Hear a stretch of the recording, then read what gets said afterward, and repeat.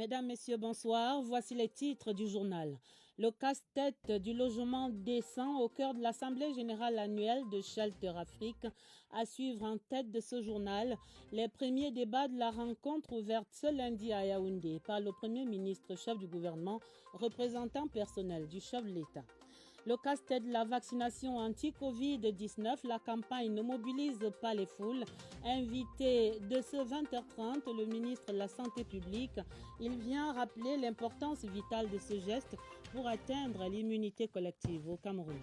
Le casse-tête de la pandémie qui plombe l'art musical au Cameroun. Dans le dossier de la rédaction, la fête de la musique 2021 noyée dans la grisaille du Covid-19. Et pour cette journée et les perspectives, vous entendrez le ministre des Arts et de la Culture. Voilà pour les titres. Développement après ce message.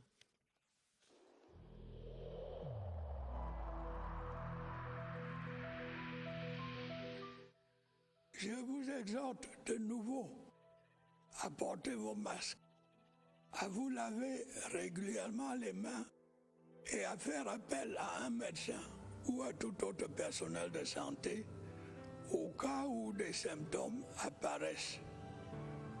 C'est le seul moyen de préserver les vies et de freiner la propagation du virus.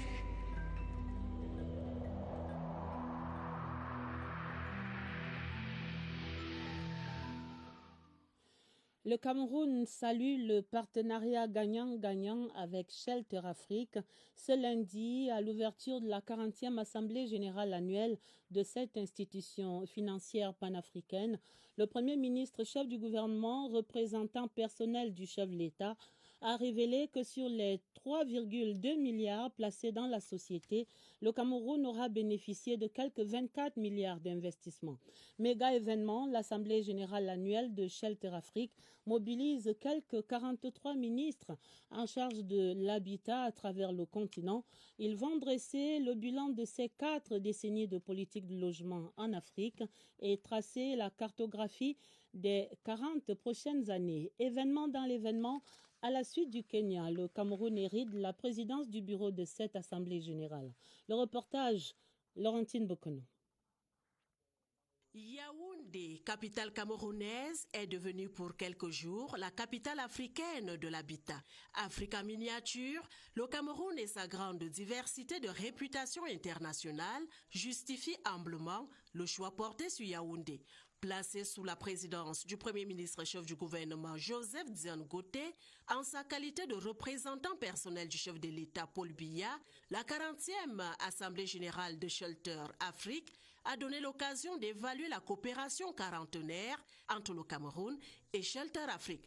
Sur environ 3,2 milliards de francs CFA de capitaux placés dans la société, le Cameroun a bénéficié approximativement de 24 milliards de francs CFA d'investissement. Ces chiffres sont la traduction d'un partenariat mutuellement bénéfique en 40 ans de coopération. Ont également pris la parole au cours de cette cérémonie protocolaire d'ouverture Luc Atangana Mefsi, maire de la ville de Yaoundé, une ville pleinement investie dans la promotion des logements sociaux. Le Zimbabwéen Andrew Shimpoda, directeur général de Shelter Afrique, qui invite les 44 pays membres à travailler ensemble pour remporter la bataille des logements à des prix décents à l'effet de satisfaire la population. Les travaux se déroulent sur le thème 40 décennies de politique de logement abordable en Afrique, cartographier les 40 prochaines années. Et malgré les 4 dernières décennies d'efforts consentis par Shelter Afrique, la crise du logement reste prégnante sur l'ensemble du continent à cause notamment de la croissance démographique galopante. Comment donc loger les 17% de la population mondiale? Une véritable gageure pour le continent. Et voici quelques-unes des réponses et des expériences partagées à cette rencontre de Yaoundé et compilées par Oswald Modo.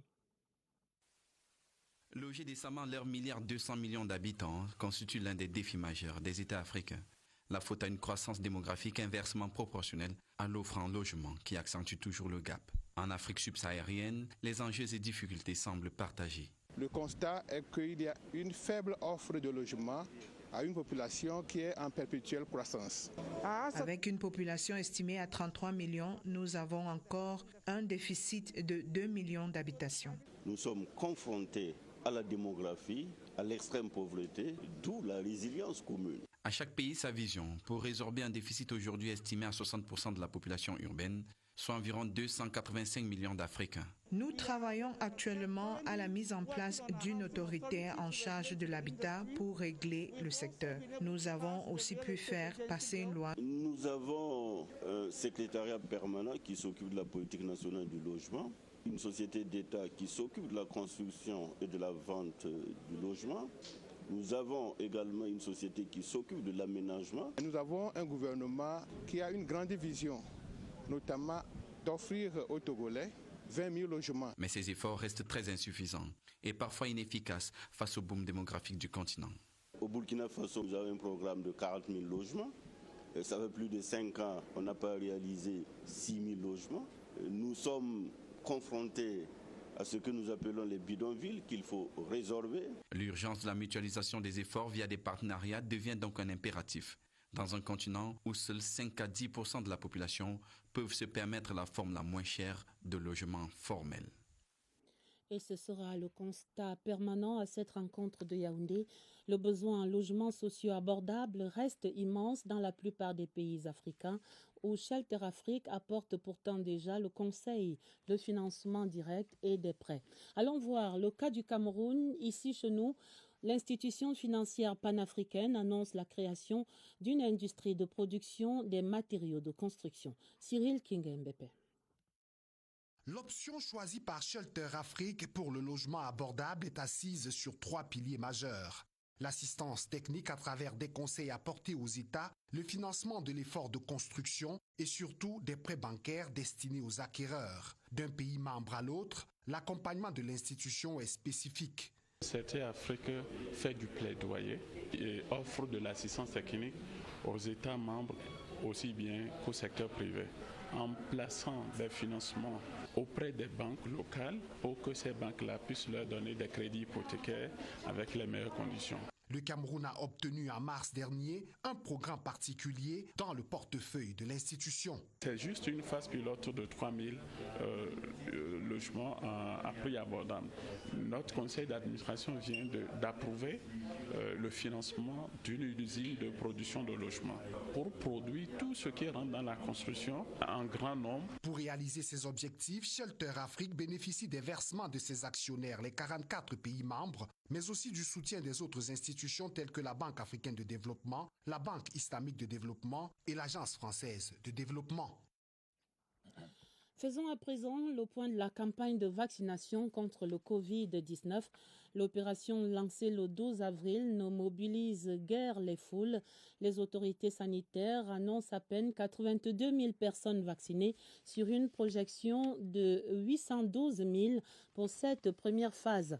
Du coup, le programme élargi de vaccination appelle à plus d'enthousiasme pour éviter une troisième vague de la pandémie au Cameroun. Avant d'entendre le son de cloche du ministre de la Santé publique, déjà sur ce plateau, bonsoir Monsieur le ministre et bienvenue. Bonsoir Madame. Nous allons d'abord voir ces constats de Laetitia Onanan dressés dans quelques centres de vaccination ce lundi dans la capitale. 14h ce lundi au centre de vaccination contre le Covid-19 de l'hôpital Jamo à Yaoundé. À 7h, par l'ombre d'une vie, sous cet abri censé accueillir les potentiels candidats au vaccin contre le coronavirus. Un peu plus loin, au centre de prise en charge du Covid-19 DPC Djungolo, pas de patients en vue, mais les infirmières en alerte prétendent avoir reçu 16 patients volontaires ce jour. Des chiffres légèrement en hausse comparativement aux semaines précédentes, mais loin du compte voulu au programme élargi de vaccination. On a déjà vacciné 82 200 personnes avec la première dose et plus de 20 000 avec la deuxième dose. Donc, au vu des objectifs qu'on s'était fixés, il faut admettre que c'est faible. Les professionnels de santé plaident donc pour une adhésion massive à la vaccination. Le défi étant d'immuniser toute la population camerounaise et de faire tomber le masque. Alors, Monsieur le ministre de la Santé publique, on va dire quelques repères d'abord de la pandémie avant de savoir ce qui coince sur ce front de la vaccination. Oui, merci madame. Les repères sont clairs. Depuis quelques semaines, comme nous l'avons toujours dit, nous avons des indices, c'est-à-dire des indicateurs qui nous permettent de penser que la pandémie est en train d'être complètement maîtrisée par le gouvernement. Mais nous ajoutons toujours, parce que là nous sommes descendus sur la barre de 1000 cas la semaine, alors qu'on était déjà dans les 10 000 à peu près. Alors, mais nous ajoutons toujours que la vigilance doit être de mise, parce que nous avons déjà connu cette accalmie l'année dernière et ça a repris avec la deuxième vague. Et donc nous ne voulons pas nous inscrire dans cette démarche où on serait encore en train de subir une troisième vague. Donc nous devons continuer maintenant à remettre encore nos masques de plus belles, à observer les mesures barrières, les mesures édictées par le président de la République étant encore en vigueur. Donc nous devons continuer à faire attention. Alors, vous achevez, Monsieur le ministre, le tour de quelques formations sanitaires à travers le territoire national. Quel est donc votre diagnostic de cette réticence, pour ne pas dire une défiance même des populations envers les vaccins disponibles contre le Covid-19 au Cameroun? De toutes les manières, de ce que nous avons pu constater sur le terrain, c'est pas une réticence ou pas une défiance, mais davantage un besoin de plus de communication, de sensibilisation à notre avis. Et c'est pour ça que nous avons reconçu une politique de communication pour expliquer le bien fondé de la vaccination, quels sont les bénéfices de la vaccination, qu'est-ce qu'on est en droit d'attendre d'une campagne comme ce que nous sommes en train d'organiser aujourd'hui, et puis surtout éclaircir, n'est-ce pas, toutes ces informations que les populations ont consommées sur les réseaux sociaux et qui sont de nature à leur faire peur, n'est-ce pas, de prime abord. Donc c'est ça que nous avons constaté et c'est à ça que nous sommes aujourd'hui en train de travailler. Et vous annoncez donc cette campagne nouvelle d'intensification de la vaccination à partir du 7 juillet jusqu'au 11. Voilà. Qu'est-ce qui va changer exactement par rapport à cette campagne intensive qu'on a connue d'ailleurs déjà au début du mois de juin? Oui, disons que lorsque nous avons commencé la campagne de vaccination, nous avons quand même eu un bon résultat. On a été monté à pratiquement 3500, 4000 personnes vaccinées jour. Et c'est après que la courbe est descendue. Ce qui va changer, c'est que nous sommes en train de vouloir... nous avons proposé au gouvernement d'élargir les cibles. Maintenant, nous allons prendre toute personne qui arrive et qui a 18 ans et plus peut se faire vacciner désormais. Donc ça, ce n'était pas le cas avant parce que c'était les personnes de santé, les personnes de plus de 50 ans. Donc là, nous allons élargir les cibles. Nous allons multiplier les centres de vaccination, y compris les centres spéciaux. Nous allons également, n'est-ce pas, nous diriger avec des équipes mobiles vers certaines structures, c'est-à-dire que ce soit structures privées, publiques, les entreprises, les universités, les administrations. Dans la CRTV, par exemple? Voilà, effectivement, nous voulons bien mettre une ou deux équipes à la CRTV et vacciner tout le personnel de la CRTV. Donc nous allons faire cela et nous pensons qu'en expliquant très bien, en utilisant nos agents de santé communautaires qui vont faire pratiquement du B2B, qui vont aller dans les ménages, expliquer, nous pensons qu'on pourrait avoir de meilleurs résultats. Pourquoi faut-il se faire vacciner exactement, Monsieur le ministre? Dans ce brouhaha de mise en garde d'ailleurs énorme qui parviennent aux citoyens camerounais lambda, pourquoi doit-il se faire vacciner? Alors, je pense que c'est la meilleure question que vous venez de poser là. C'est la plus pertinente parce qu'en réalité, pourquoi est-ce qu'on devrait se faire vacciner? Alors, on devait se faire vacciner pour plusieurs raisons. D'abord, pour se protéger soi-même. Et j'aime toujours à raconter cette histoire où nous avons eu une personne qui avait pris une dose, a eu le Covid, mais après 3, 4, 5, 6, 7 jours, n'a pas eu une seule perforation de son poumon. Parce que la personne était protégée. Donc, elle était protégée par le vaccin. Donc, il faut se faire vacciner pour se protéger d'abord. Il faut se faire vacciner pour protéger les autres tout autour. Mais on n'acquiert pas l'immunité. C'est un peu ça les questions qui fusent. Alors, l'immunité, je pense que la plus importante, c'est les formes graves et le décès. Et là, l'immunité est à 100%. À 100%. Parce que le vaccin aujourd'hui, si vous prenez AstraZeneca par exemple, c'est 70% contre les formes asymptomatiques, mais c'est 100% contre les formes graves et les décès. Donc ça, c'est clair. Et je voudrais ajouter un autre argument, c'est qu'il faut se faire vacciner davantage pour aussi faire repartir l'économie. Nous avons vu dans certains pays aujourd'hui qui ont atteint un niveau de couverture vaccinale de 40 à 50%. Les États-Unis. Voilà, les États-Unis, l'Israël, la Grande-Bretagne, la vie recommence, l'économie recommence à repartir. Donc, nous devons nous faire vacciner davantage aussi pour faire repartir nos activités économiques. Mais que deviennent ces stocks de Sinopharm, AstraZeneca reçus déjà au mois d'avril? Comment vous gérez tous ces stocks de vaccins? Comment ça va se passer? Mais justement, c'est avec cela que nous sommes en train de faire notre campagne de vaccination. Lorsque vous arrivez dans un centre de vaccination, vous avez le choix entre Sinopharm et AstraZeneca. Donc, on ne vous l'impose pas. On vous dit, voilà, vous avez deux types de vaccins. Nous avons le gouvernement, d'ailleurs, sous les directives de Monsieur le Président de la République, son Excellence Paul Biya, a été proactif parce qu'il a passé encore des commandes, n'est-ce pas, de Johnson & Johnson. Nous avons... Qui arrive quand, Monsieur le Ministre?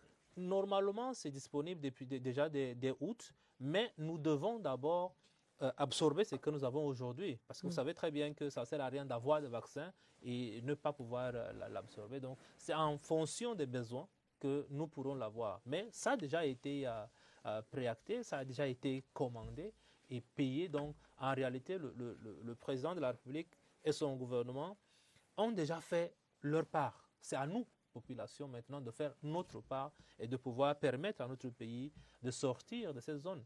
Parce que vous savez très bien qu'aujourd'hui, de par le monde, on est déjà en train de catégoriser les pays. Et nous ne voulons pas être dans la zone rouge de toutes les manières.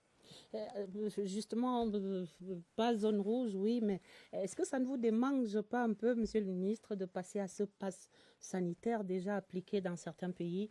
On voit un pass composé d'un test Covid-19 négatif, d'un certificat de vaccination pour accéder à des espaces publics de vie commune. Est-ce que vous y pensez? Est-ce que ça vous démange, j'allais dire en vous rasant le matin, de dire on va instituer ça et puis basta? Il faut le dire tout de suite, indéniablement nous allons y arriver. C'est vrai que ce n'est pas encore le cas pour le Cameroun, mais on ne pourra pas y échapper. Parce que même si nous ne le faisons pas, les autres le feront de toutes les manières. Aujourd'hui, nous avons déjà les conditions d'accès, par exemple dans un pays de l'Union européenne, où on a classé des pays par couleur. Les couleurs vertes qui arrivent avec leur passe, les couleurs orange qui ont des types de vaccins, et puis le couleur rouge où vous ne pourrez même pas accéder. Donc, alors le vaccin est obligatoire. Il va falloir peut-être un jour le dire clairement que ce n'est plus volontaire, mais c'est obligatoire de se faire vacciner. Peut-être même si on ne le dit pas, c'est-à-dire que les circonstances pourraient amener les gens à penser que c'est cela, parce qu'en réalité, vous serez contraint à faire telle ou telle autre chose. Tant que vous n'avez pas de vaccin, vous n'aurez pas accès, par exemple, au stade. Vous n'avez pas accès à tel pays, à tel espace. Vous serez obligé de vous faire vacciner. Vous ne pouvez pas voyager, vous ne pouvez pas aller au cinéma, au restaurant. Voilà. Mais en réalité, ça appelle ce que j'ai toujours qualifié de responsabilité individuelle et collective. On n'a même pas besoin de nous amener jusque-là, de nous obliger à faire quelque chose, mais nous devons être responsables. Et cette responsabilité individuelle et collective devrait nous amener spontanément vers le vaccin. Parce qu'on a tout le bénéfice d'un vaccin, mais jamais un inconvénient dans ce sens-là. La troisième vague, on est un peu éloigné, j'espère, de cette autre psychose, Monsieur le Ministre. Avec cette question. Pour le moment, nous mettons tout en œuvre pour qu'il n'y ait pas de troisième vague. Parce que nous avons une surveillance systématique aux portes d'entrée, nous avons une surveillance génomique au niveau de nos laboratoires, mais en réalité, nous avons peur. Parce que partout ailleurs autour de nous, que ce soit en Afrique, nous avons déjà les troisième vagues qui sont reparties. Alors, si nous ne faisons pas attention, si nous ne revenons pas à cette discipline, parce que, vous savez, le président de la République, son Excellence Paul Biya, lorsqu'il nous donnait des conseils, et il continue d'ailleurs à nous donner des conseils relativement aux mesures barrières, relativement aux masques, ça a porté des fruits. Tous les soirs, voilà, ça a porté des fruits, mais nous avons l'impression que les gens ont déjà abandonné. Et donc, on risque d'être dans le schéma de l'année dernière, où après quelques périodes d'accalmie, nous avons pensé qu'on a vaincu le coronavirus et puis c'est reparti. Donc, nous voulons éviter cela éviter la troisième vague. Et c'est pour ça que nous disons qu'il faut que nous reportions nos masques systématiquement, que nous essayons de surveiller nos gestes, qu'on soit en train de regarder les mesures barrières et de pouvoir nous tenir à distance. Et la distance est bien respectée. Oui, bien entendu. Voilà. Merci infiniment, Monsieur le ministre de la Santé publique, pour ces éclairages et ces perspectives dans ce combat épique que vous menez avec le gouvernement et le chef de l'État contre la pandémie du Covid-19. Et une autre maladie également qui continue d'interpeller votre secteur, c'est le VIH-Sida. Et avec les partenaires au développement, le Cameroun vient de lancer l'initiative Éducation Plus. C'était ce lundi à Yaoundé. L'initiative était lancée par le Premier ministre, chef du gouvernement au nom du chef de l'État, et ce sont les Nations Unies qui tiennent cette initiative à travers leurs extensions sur le territoire national et même à travers de nombreux pays africains, les agences onusiennes interpellées. Laurentine Bokono. L'initiative Éducation Plus mobilise plusieurs agences des Nations Unies, ONU-SIDA, UNESCO, UNICEF, FNUAP et ONU Femmes. Objectif ? Sensibiliser, mais aussi de susciter une amélioration des paradigmes ainsi que des mentalités en faveur de l'éducation de la fille, de la jeune fille, étant entendu qu'il s'agit d'un levier important de leur autonomisation et de leur protection contre les infections du VIH-Sida. Au Cameroun, les adolescentes et jeunes filles âgées de 15 à 24 ans sont 9 fois plus susceptibles de contracter le VIH que leurs homologues masculins. Le Premier ministre, chef du gouvernement, salue cette nouvelle ère qui s'ouvre dans les relations entre le système des Nations Unies et le Cameroun. Il s'agit une fois de plus de la matérialisation des relations harmonieuses qui existe entre les deux parties face aux défis qui interpellent le monde. Cette nouvelle initiative onusienne en faveur de la jeune fille mobilise à la fois les pouvoirs publics, le secteur privé et la société civile. Et voici ce qui fait débat ce début de semaine au Cameroun. Ce sont ces rumeurs qui annoncent une certaine fébrilité, sinon un véritable mécontentement chez les acteurs du secteur du livre scolaire. Qu'en disent les éditeurs? Quel est exactement leur problème? Agnès Solange Abessolo a mené l'enquête. La presse fait les choux gras d'un mouvement d'humeur annoncé chez les éditeurs locaux depuis peu. À l'origine, les statistiques montrent que les éditeurs étrangers qui sont supposément favorisés par le Conseil ont 12% de part du marché du manuel scolaire pour la prochaine rentrée scolaire. Et donc on ne peut pas nous accuser d'avoir favorisé ces éditeurs dont le nombre de livres régresse d'une année à l'autre. 50 éditeurs se partagent le marché du livre au Cameroun, parmi lesquels 6 étrangers. La part du lion revient à un éditeur local, 71 livres sur 304. Alors de quoi parlons-nous, chers éditeurs locaux? Je peux vous rassurer que tous les éditeurs ont eux-mêmes été surpris de cette publication. Aucune réunion de la part des maisons d'édition pour annoncer la grève. Au contraire. Vous me demandez si je suis au courant d'une grève.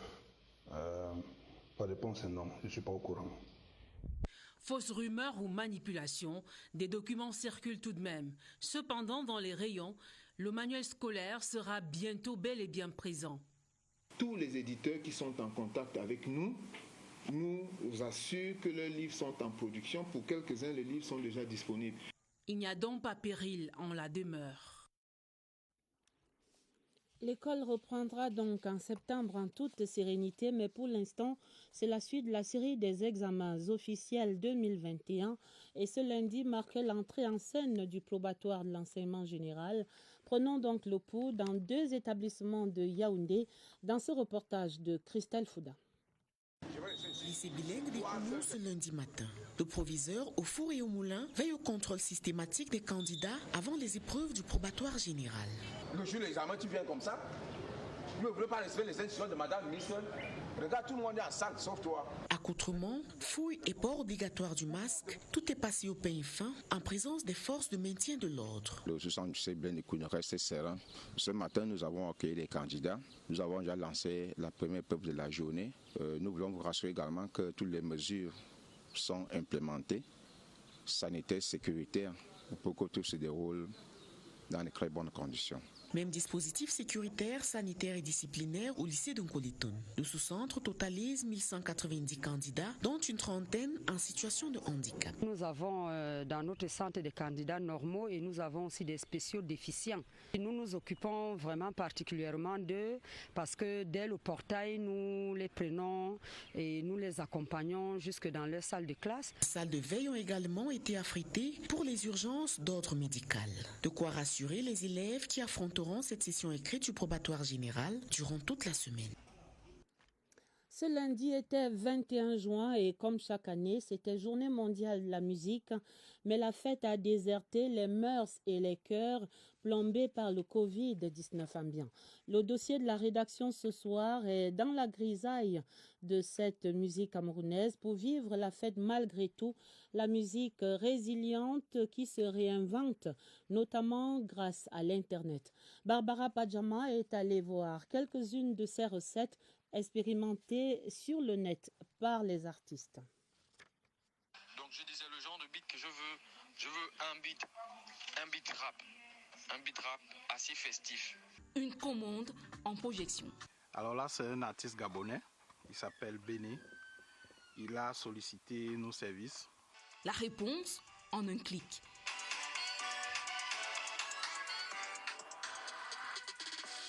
Des arrangements pour baisser les vibrations du Covid. C'était vraiment difficile de travailler à distance. Le seul truc qu'on pouvait faire, c'était peut-être faire juste des compositions, leur envoyer, travailler chez eux, mais le travail en studio était carrément bloqué. Le travail distanciel en studio est composé partout depuis un moment. Une fois le produit fini, on se met sur la scène du streaming. C'est la piste de l'innovation. C'est à ce moment-là que les artistes ont découvert qu'ils pouvaient vendre leur musique en streaming. Mais comme c'est un système qui n'est pas encore vraiment ancré dans notre pays et qui ne rémunère pas encore vraiment. Facebook est sans danger, mais manque de chaleur. Catino aussi a suivi le lien du live. On peut mettre les masques à la bouche, au nez, on ferme. Binga que faut bobo spectacle normal. Binga man faut sobmo, bi man fourmal. Borbonga ning normal. C'est un problème qu'on va continuer à vivre avec.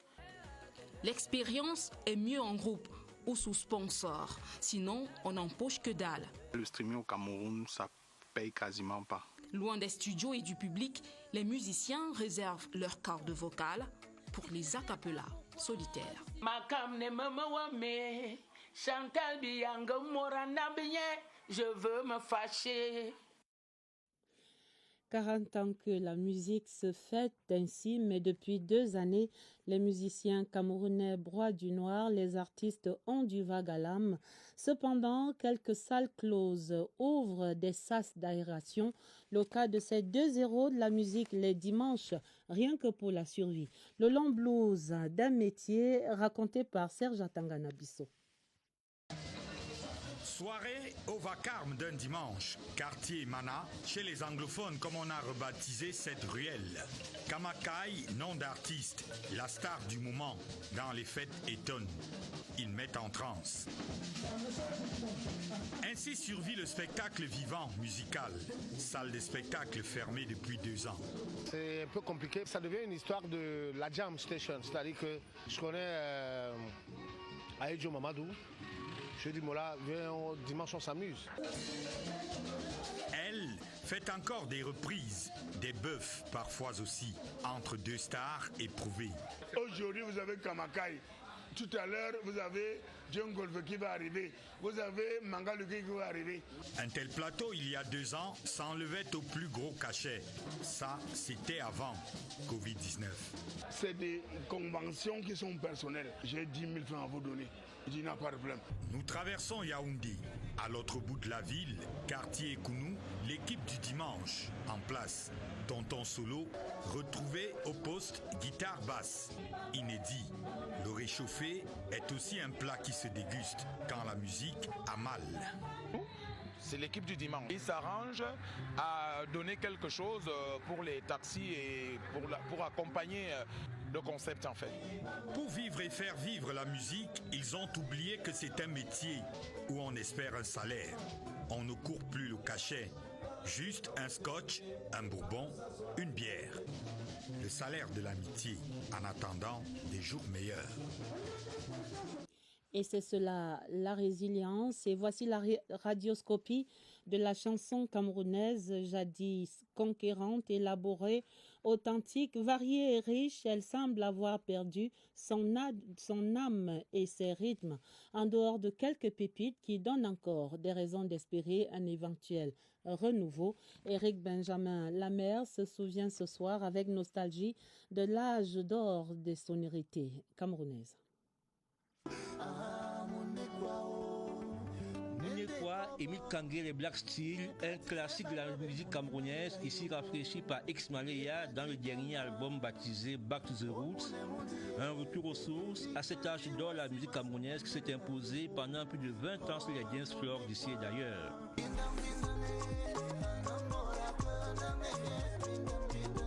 Entre le début des années 70 et le milieu de la décennie 90, le Makossa, porté par le génial Tutu Guillaume et les Black Steel, puis futur capitaine de l'équipe nationale du Makossa, domine tous les hit parades.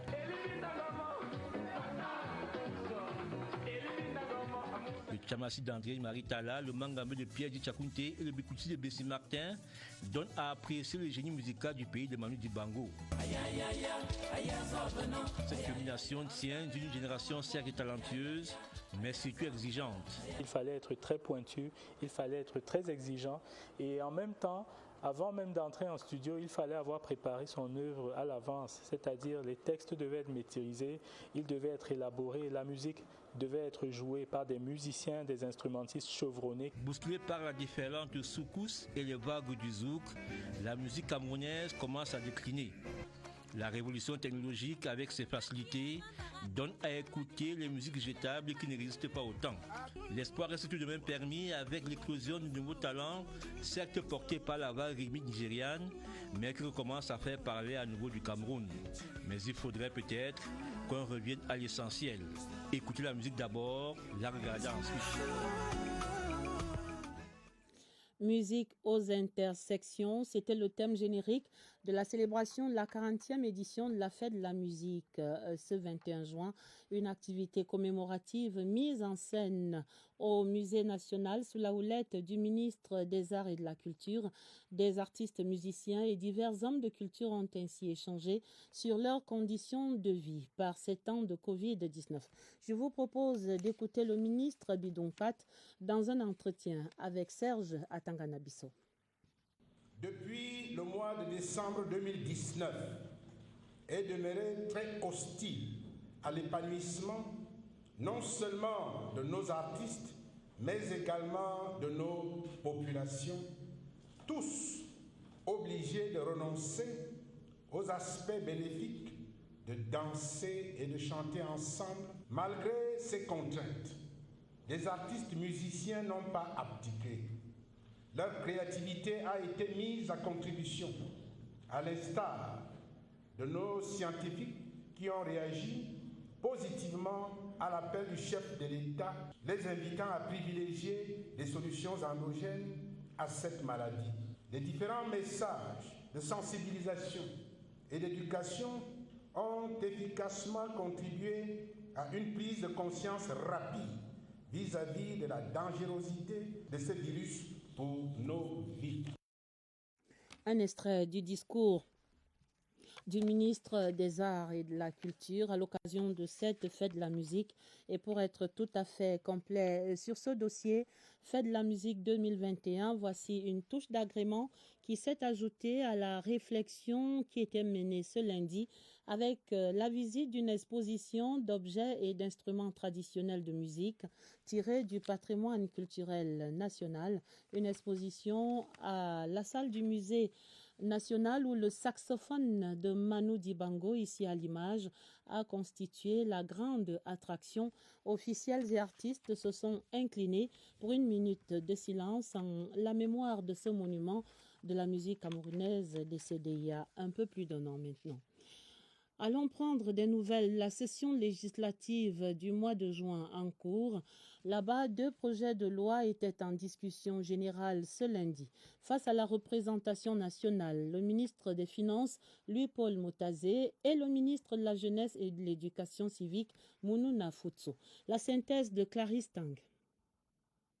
Le tout premier projet de loi qui a suscité des interrogations chez les élus au cours de cette séance plénière de discussion générale présidée par le très honorable Kavaï Yeguié Djibril en présence du ministre délégué à la présidence de la République chargé des relations avec les assemblées, François Bolvin Wakata, est celui portant ratification de l'ordonnance modifiant et complétant certaines dispositions de la loi de finances de l'exercice 2021. Ce texte a fait l'objet de vifs débats. C'est une bonne chose que de prêter de l'argent, mais je remarque qu'au Cameroun, la loi de finances ne porte pas de plafond du taux d'intérêt. Nous y allons justement parce que nous espérons avoir un taux beaucoup plus avantageux.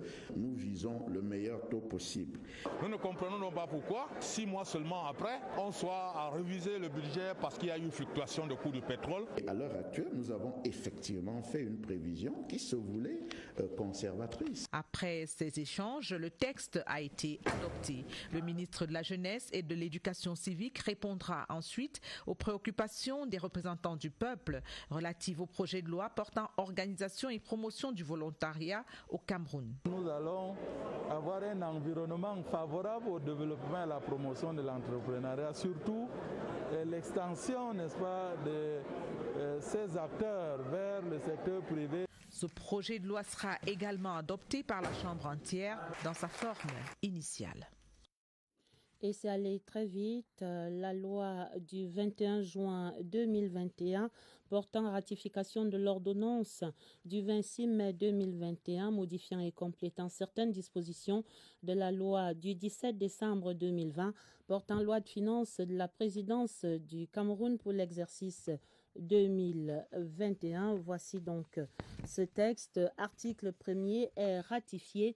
L'ordonnance du 26 mai 2021 modifiant et complétant certaines dispositions de la loi du 17 décembre 2020 portant loi de finances de la République du Cameroun pour cet exercice 2020. Article 2e, la présente loi sera enregistrée, publiée suivant la procédure d'urgence, puis insérée au journal officiel en français et en anglais. C'est donc ratifié ce 21 juin 2021 par le président de la République, son Excellence Paul Biya. Autre décret du chef de l'État, ce 21 juin, il habilite le ministre des Finances à recourir à des émissions sur le marché international pour un montant de 450 milliards de francs CFA dans la limite du plafond des emprunts non concessionnels en vue principalement du rachat partiel au total des eurobonds en cours. Il découle ce texte-ci du premier que je viens de lire.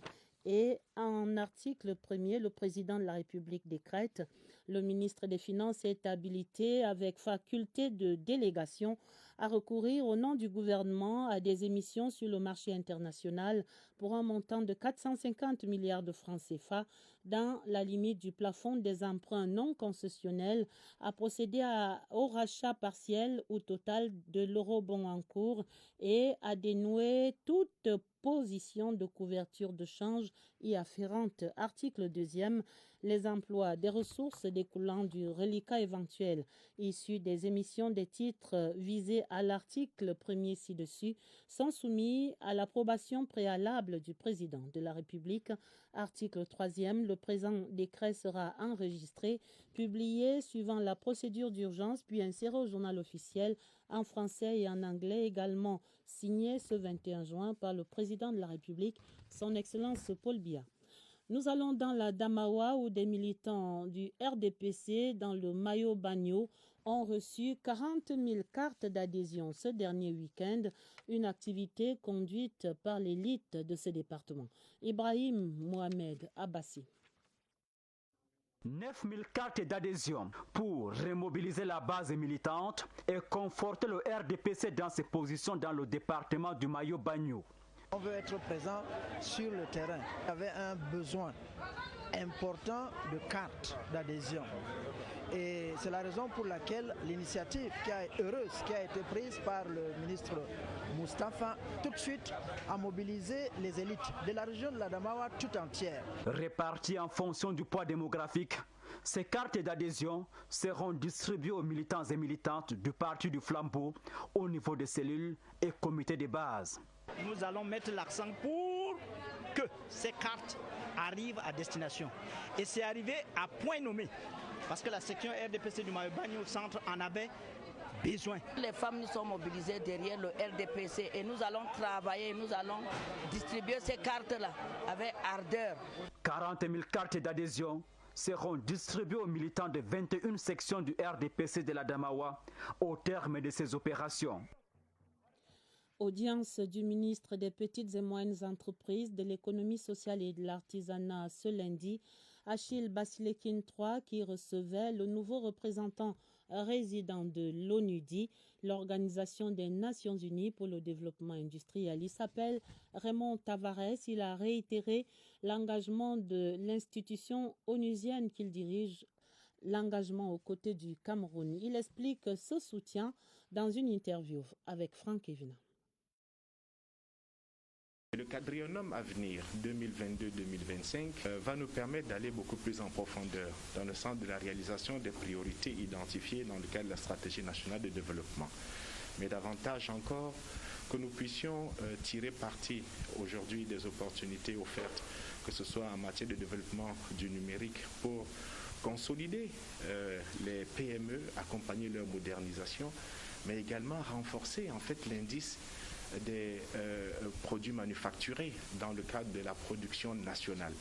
Et en cela, je reste persuadé qu'avec l'arrivée du représentant résident ici, nous sommes convenus d'un programme de travail pour mettre en cohésion les priorités de l'ONUDI et les priorités qui ont été identifiées dans le cadre de notre stratégie nationale de développement. La page des sports et le profil de Gabriel Zabo, retenez son nom, c'est le nouvel sélectionneur de l'équipe nationale féminine de football. Il était nommé à ce poste le 18 juin, récemment donc, par le président de la Fédération camerounaise de football. La même décision désigne de nouvelles personnalités à différents postes. Et voici le portrait du nouvel sélectionneur des Lions indomptables du football, portrait brossé par Joseph Gouet à Manding. Il officie désormais comme patron du banc de touche de la sélection féminine nationale de football. Gabriel Zabo, 48 ans, ancien gardien de but et aujourd'hui entraîneur de football depuis 2005. Comme encadreur, il est passé par les Astres de Douala, Panthère d'Undé, Matelot de Douala, Fauveau Club de Baham, Sable de Batier, Douala Athletic Club, Union Sportive de Douala, La Colombe du Sud et Stade Renard de Mélon. Avant sa nomination comme entraîneur-sélectionneur des Lions indomptables ce 18 juin, il avait la charge des U20 depuis 2015. Bien que surpris par sa promotion, le natif des Kayélé dans l'extrême nord du Cameroun nourrit des ambitions pour son nouveau poste. J'ai en tête d'inscrire mon nom, n'est-ce pas, et le nom du Cameroun pour la première fois au niveau de la Coupe d'Afrique des Nations. Mes prédécesseurs ont fait un travail en amont et nous allons apporter notre touche, apporter quelque chose pour pouvoir, n'est-ce pas, gagner. Gaël Nganamouit, ancienne Lyon et Ballon d'Or africain 2016, est le team manager de la sélection nationale.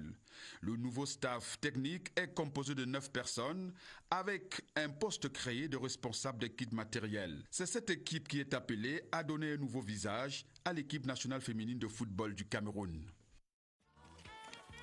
Et voilà qui met un terme à ce 20h30. Il y aura simplement à retenir la suite de l'Assemblée générale annuelle de Shelter Afrique à Yaoundé. Fin des travaux dans la capitale jeudi.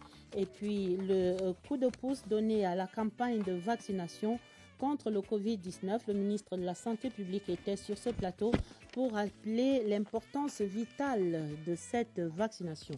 Le 20h30 était préparé avec la collaboration de Barbara Pajama, de Auguste Angononga et Christelle Beina. Vous aurez un autre journal à minuit présenté par Sadou Mamoudou et Elvis Teke. Retrouvez immédiatement sur cette antenne Yves-Marc Medzo dans Présidence Actu. Très belle soirée sur toutes nos antennes et à demain, 20h30.